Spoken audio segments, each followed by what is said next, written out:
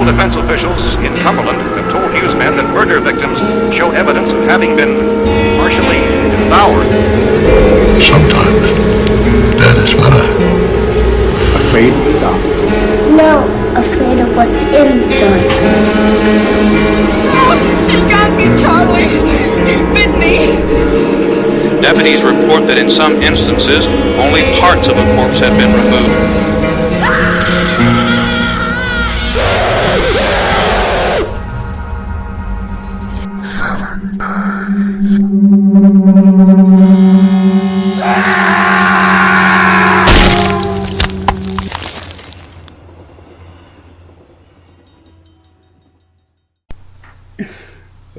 Okay, it's recording. Oh, welcome to the HorrorDrunks. See, you can't even do an intro. Welcome to the HorrorDrunks podcast, episode 12. It's first intro.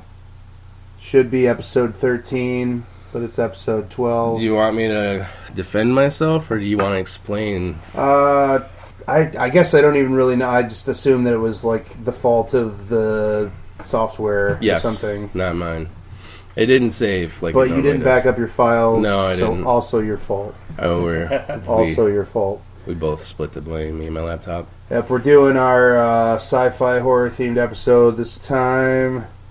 Maybe one time down the road we'll recap the drug episode. I know a bunch of you were super excited to do all kinds of mind-altering substances and listen to our stupid voices, but... It was a good one, though. Yeah, it was. Yeah. A lot of good banter. Got to talk about Ken Russell, which is always fun for me. Some day drinking, day smoking. But, you know, whatever. It's cool. We'll recap it one of these days, and it's not like anybody's listening to this anyway, so... There's two. Ryan Kemp. Sorry, Ryan Kemp. And he doesn't even like drugs, so he's probably going to skip it. He doesn't like drugs. Yeah. Doesn't even like beer anymore.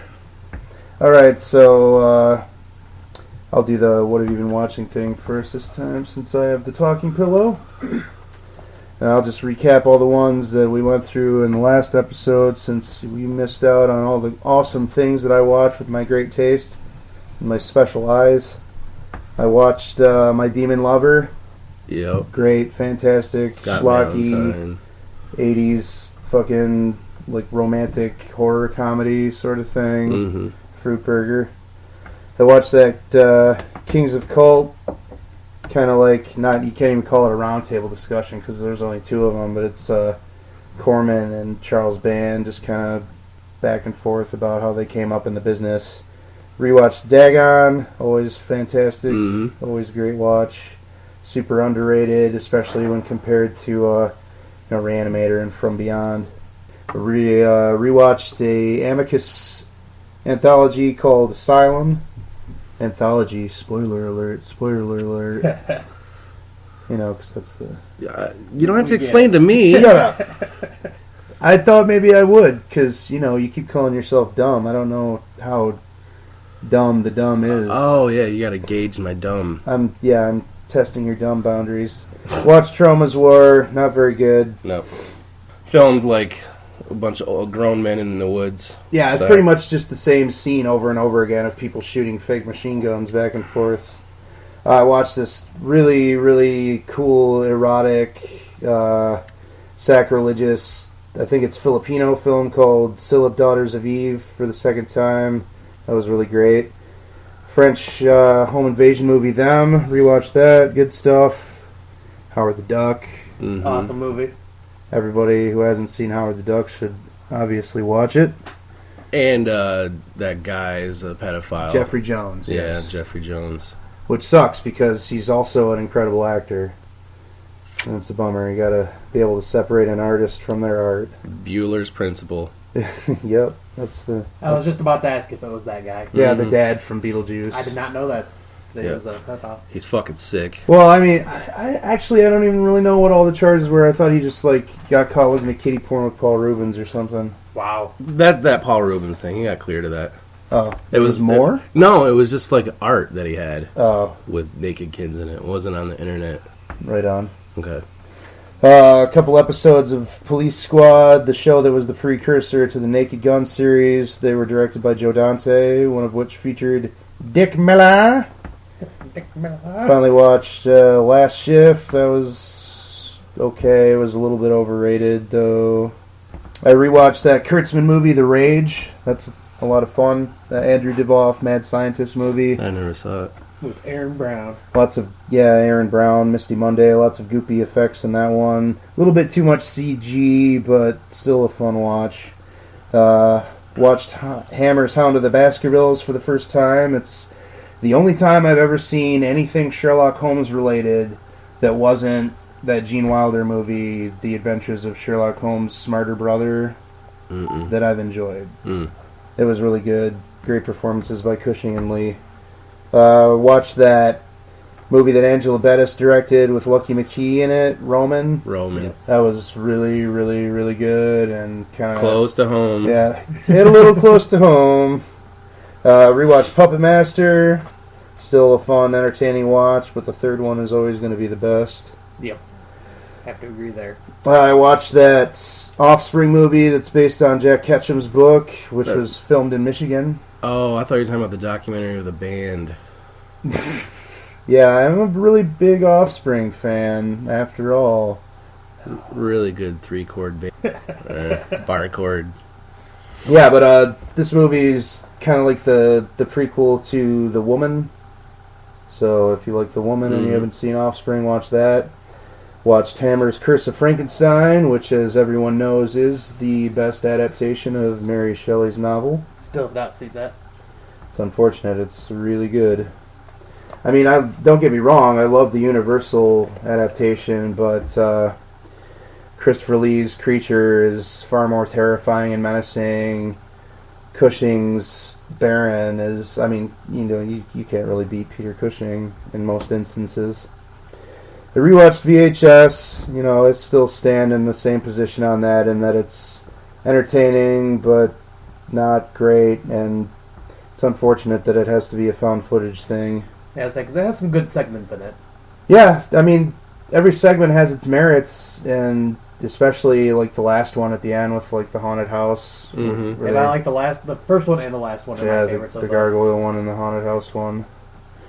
I watched My Bloody Valentine for like the 5 billionth time. So it's one of the Excellent best. slasher. Yeah, it's just one of the best slasher movies ever. Harry Warden, it's obviously not Harry Warden, but the Axel character, whoever, the miner. Yeah. The miner is not the coolest slasher, but man, is it like maybe the coolest looking the slasher icon.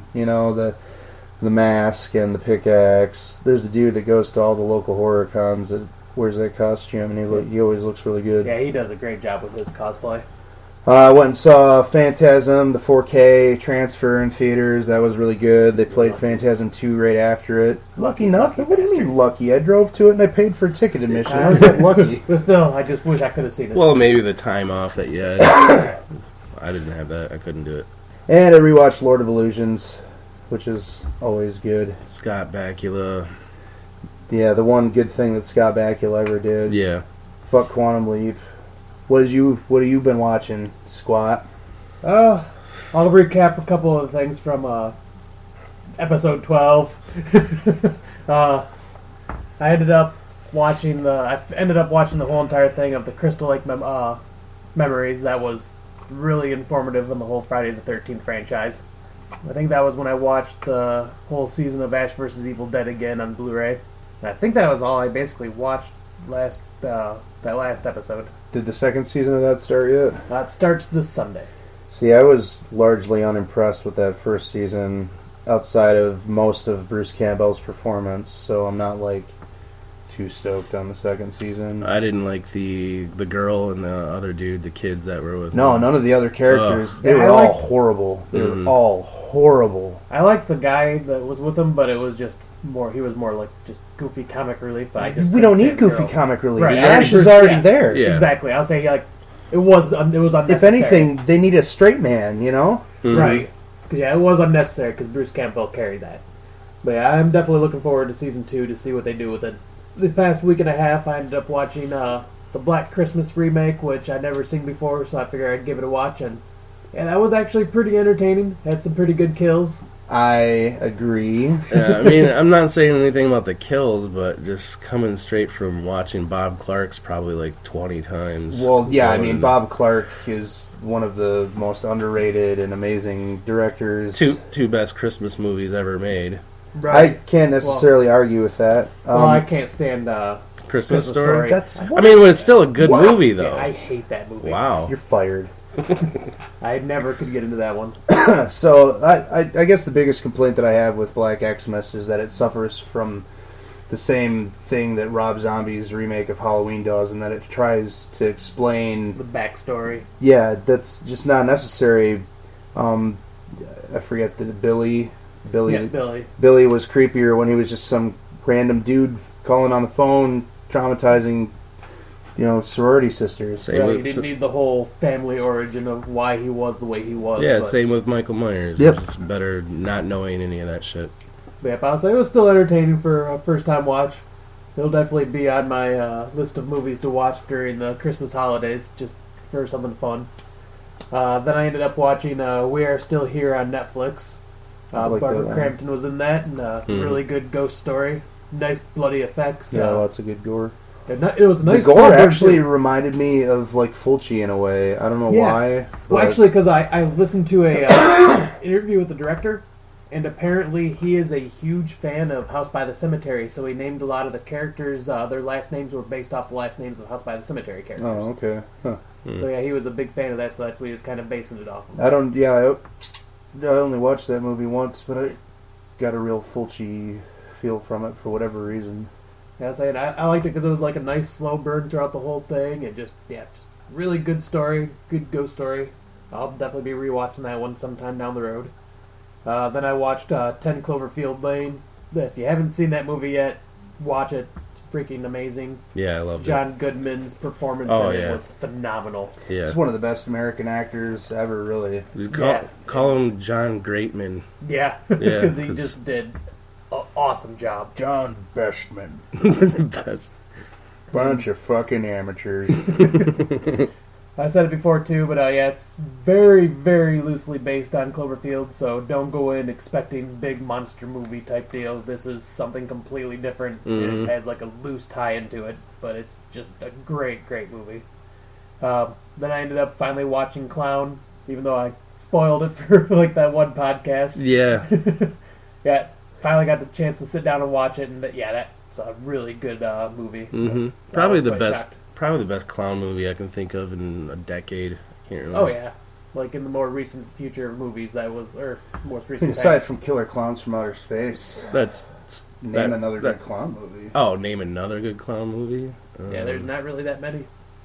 The clown in Poltergeist was cool. Well, yeah, but that That's doesn't only make for it a like a clown minute or movie. two. I know. You can't even call it a clown movie. Right.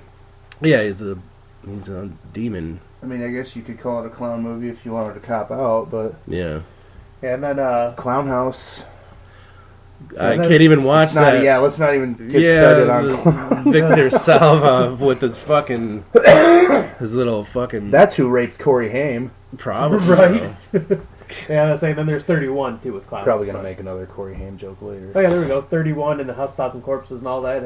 I wouldn't call them clown movies. Well, 31 I would, but You're a clown. I am. But then I started my 31 days of Halloween movies this morning and watched Ava's Possession. Not really that good. No shit. Yeah, I figure I'd give it a shot. Didn't was hear weird. anything of it. Just I seen it for like $1 or something. Decided to buy it, and it wasn't very good. I was bored throughout the whole thing.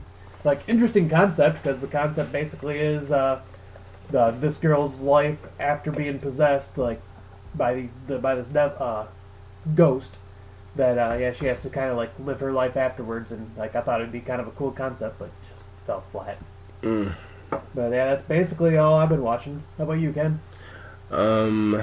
Since I installed that Kodi app, I have pretty much every movie at my disposal. Yeah, that leisure. Kodi app is awesome. I watched this abomination called Anti-Birth with Chloe Sevigny and Chloe Sevigny? Sevigny. Sevigny? Chevanier. Is that it? Yeah, it's gotta be. I thought it was Sevigny. Sevigny?